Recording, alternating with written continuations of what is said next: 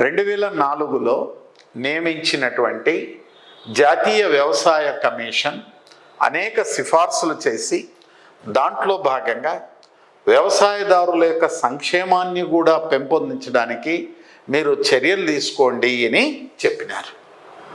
మరి జాతీయ వ్యవసాయ కమిషన్ యొక్క సిఫార్సుల మేరకు భారత ప్రభుత్వం 2007లో రైతులపై జాతీయ విధానాన్ని ప్రకటించింది.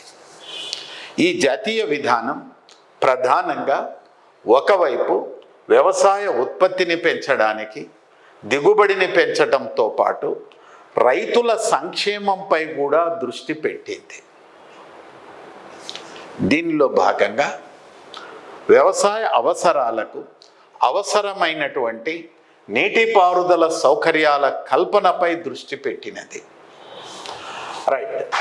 వ్యవసాయదారులకు సాంకేతిక విజ్ఞానం పట్ల, జీవ సాంకేతిక విజ్ఞానం పట్ల, సమాచార సాంకేతిక విజ్ఞానం పట్ల, వాతావరణంలో వచ్చే మార్పులను తెలుసుకునే దాని పట్ల అవగాహన కల్పించడానికి శిక్షణా తరగతులను నిర్వహించాలా అని నిర్ణయించింది.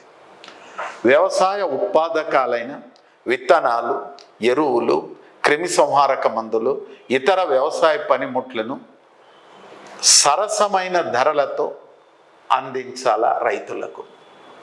ప్రతి పంట కాలంలో పండించే పంటకు బీమా సౌకర్యాన్ని కల్పిస్తూ రైతులకు బ్యాంకుల ద్వారా పెద్ద ఎత్తున రుణాలను మంజూరు చేయాలి. వ్యవసాయదారులకు సాంఘిక భద్రత కల్పించాలి.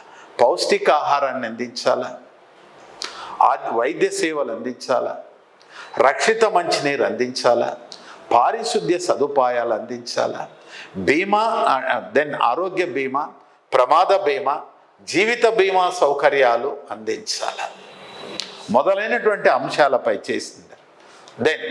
ఎంఎస్పిని అమలు పరచాలా, కనీస మద్దతు ధరని.